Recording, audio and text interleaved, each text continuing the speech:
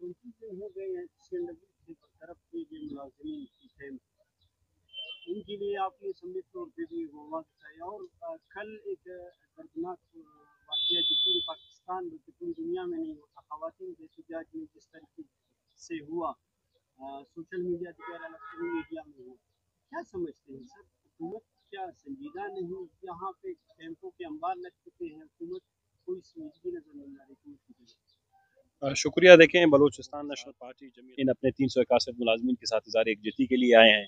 हमने global partnership के जो असातिज़ा हैं उनके साथ जो कल होने वाली ज़्यादती है उसके हवाले से भी उनसे इज़हार यकजहती किया। टीचर्स यहाँ पर सरापा एहतजाज है, उनके साथ भी देखें, ये जो 361 मुलाजमीन का मसला है ये कोई गुज़िश्ता 2-3 साल से चल रहा था। हमने असम्बली में बाकायदा ये मसला उस वक्त जब उठाया, इस पर एक कमेटी भी बनी।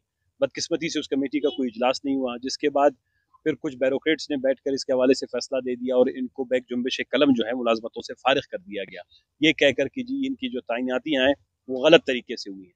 ये कैसे मुमकिन हो सकता है कि इतने अरसे से मुलाजमतों पर रहने वालों के लिए हवाले से ये बैक जुम्बिश कलम फैसला किया जाता है?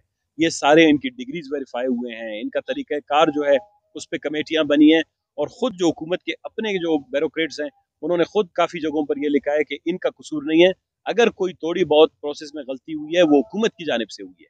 तो हुकूमत अपनी गलतियों की सज़ा कम से कम इन गरीब लोगों को क्यों देना चाहता है?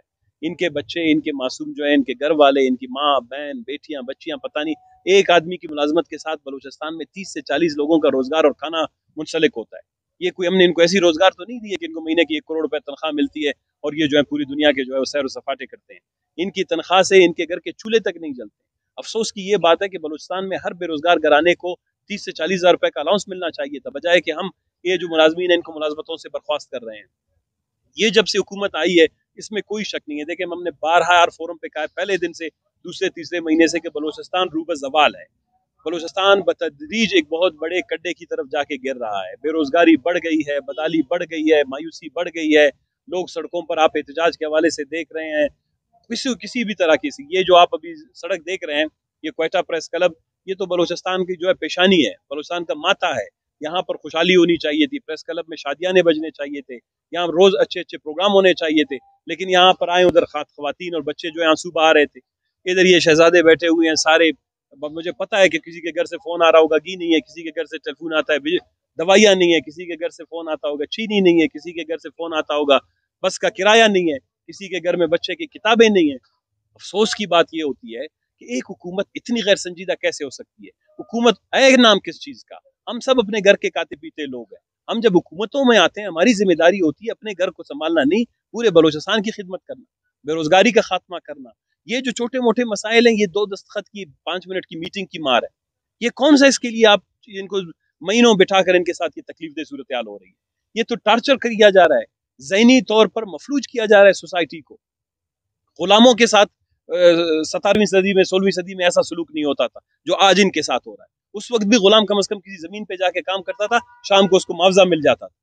ये तो गुलामों की जैसे भी सलूक नहीं हो रहा है। ये शहरी तो नहीं है, शहरी के साथ ये किया जाता है भेड़ बकरियों की तरह अपने औरतों को, बच्चों को, बड़ों को। कल अब इनका परसों एहतजाज।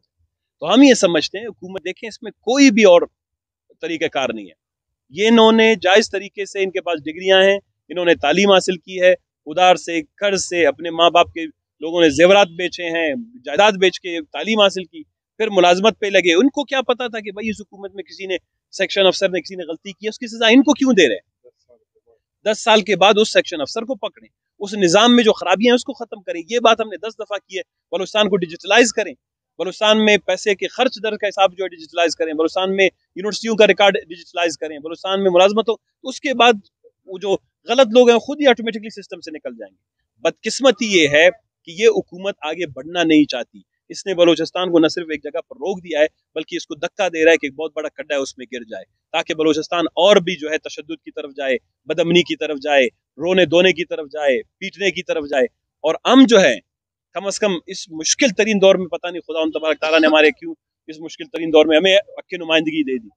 हम जो दोस्त बैठे हुए हम अपनी हक की नुमाइंदगी अदा करेंगे, हम बोलते रहेंगे, हम इनके जो है हकूक के लिए, बलूचिस्तान के गरीब आवाम के हकूक के लिए, बिलखुसूस मुलाजमीन के लिए, आज जिस कैंप में हम बैठे हैं जो CNW के 361 मुलाजमीन के वाले से, कोई भी मसला होगा इंशाल्लाह हम अपना हक अदा करते रहेंगे। लेकिन अफसोस ये है कि तारीख में पहली दफा एक ऐसी हुकूमत है जो ना नुमाइंदों की बात सुनता है, ना गरीबों की बात सुनता है, ना बेरोजगारों की सुनता है, न बूढ़ों की सुनता है, न माजूरों की सुनता है, न बीमारों की सुनता है। ये पहली हुकूमत है जो आंखों और कानों से महरूम है। बलूचिस्तान में इससे पहले ऐसी अंधी और बहरी हुकूमत तारीख में किसी ने भी नहीं देखी है। हम भी किसी के दरवाजे पे नहीं जा सकते कि किसी को समझाएं कि इनके साथ ज्यादती हुई है। बदकिस्मती है, ये असेंबली का फ्लोर होता है, वो बातें कर लेते हैं, इसके बाद कोई सुनने वाला नहीं है। हर कोई जाके अपनी मीटिंगों में लगा रहता है, हर कोई जाके अपने जो है अलले तललों में लगा रह जाता है।